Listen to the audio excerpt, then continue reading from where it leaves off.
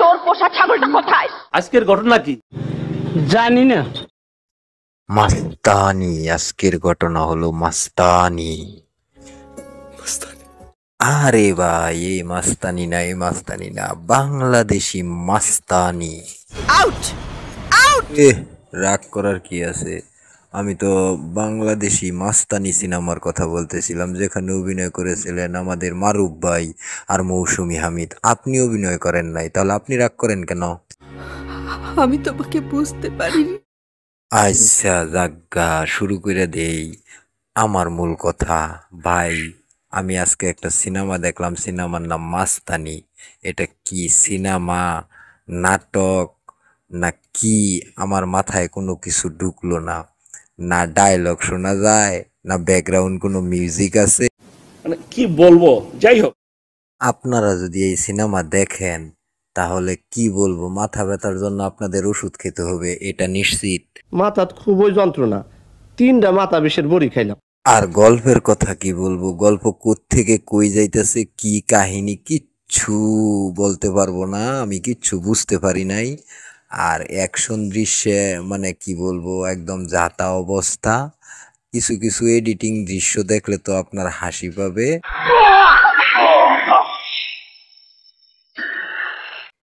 এর থেকে বাচ্চারাও খুব ভালো এডিটিং করে।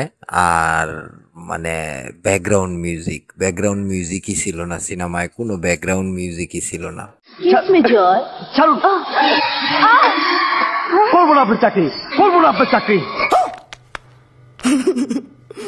ডাবিং এ কোনো মিল নাই, কারণ হইল গিয়ে আমার মনে হইতেছে যা ওনারা যে শুটিং করছে, যে সময় শুট করছে ঠিক ওইভাবেই আবার সিনেমাটা মানে রিলিজ করে দিছে, এই আর কি, শুট করে রিলিজ করে দিছে। এখানে ডাবিং করে নাই, কোনো ব্যাকগ্রাউন্ড মিউজিক বসায় নাই, যেভাবে ছিল ওইভাবেই রিলিজ করে দিছে। আমরা সাধারণ বাঙালি, আমরা তো সিনেমা দেখবই। আমরা বিশ্বাসের কাছে হেরে গিয়েছি। আচ্ছা, শুধু ভিডিও দেখলে হবে, চ্যানেল সাবস্ক্রাইব করতে হবে না? সাবস্ক্রাইব করে ফেলেন এক্ষুনি, সাবস্ক্রাইবটা করে ফেলেন না ভাইয়া আপুরা। এটা হইলো বেটা। এই ধরনের বস্তা পচা সিনেমার পরিচালক, প্রযোজক এবং যারা অভিনয় করে তারা আমাদের বিশ্বাসের সাথে এভাবেই প্রতিনিয়ত খেলা করতেছে। আর এই বিশ্বাসের খেলা করার অপরাধে এদের কি শাস্তি হওয়া উচিত? আজ একটা বিরাট ফাটাফাটি হইব।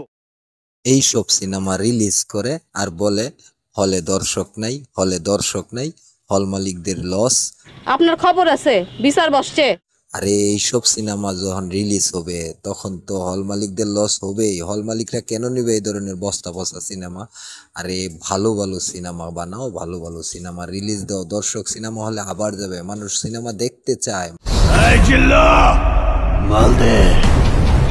ভালো সিনেমা যে পরিচালকরা রিলিজ দিয়েছে, সেই পরিচালক, প্রযোজক এবং অভিনয় শিল্পীরা সবাই লাভবান হয়েছে, তাদের সিনেমা চলেছে, তারা লাভবান হয়েছে। আর তোমরা বস্তা বস্তা সিনেমা করো, তাহলে লাভের আশা করবা কিভাবে ভাইয়া?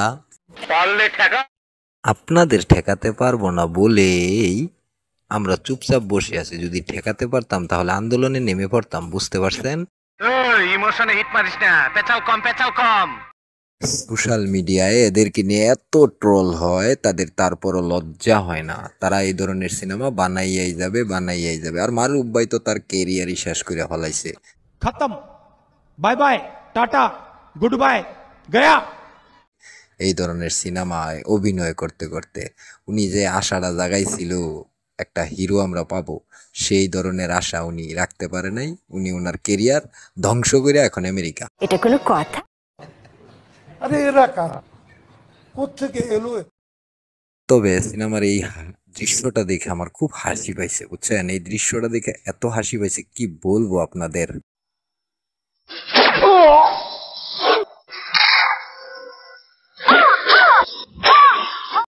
এইরকম ভাবে গুলি গিয়া লাগে, একদম হাস্যকর বিষয়। আচ্ছা যাই হোক বন্ধুরা, আজ এ পর্যন্তই। ভিডিওটা ভালো লাগলে লাইক করবেন, কমেন্ট করবেন, শেয়ার করবেন। আমার চ্যানেলটিতে নতুন হয়ে থাকলে চ্যানেলটি সাবস্ক্রাইব করবেন, পাশে থাকা বেল বাটন অন করে দেবেন। পরবর্তী ভিডিওর নোটিফিকেশন পৌঁছে যাবে আপনার কাছে সবার আগে। তো আজ এ পর্যন্তই, চলে যাচ্ছি। আবার দেখা হবে নতুন কোনো ভিডিওতে, নতুন কোনো সিনেমার গল্প নিয়ে বা নতুন কোনো স্টারের আলোচনা সমালোচনা নিয়ে। সে পর্যন্ত ভালো থাকবেন। আল্লাহ হাফেজ।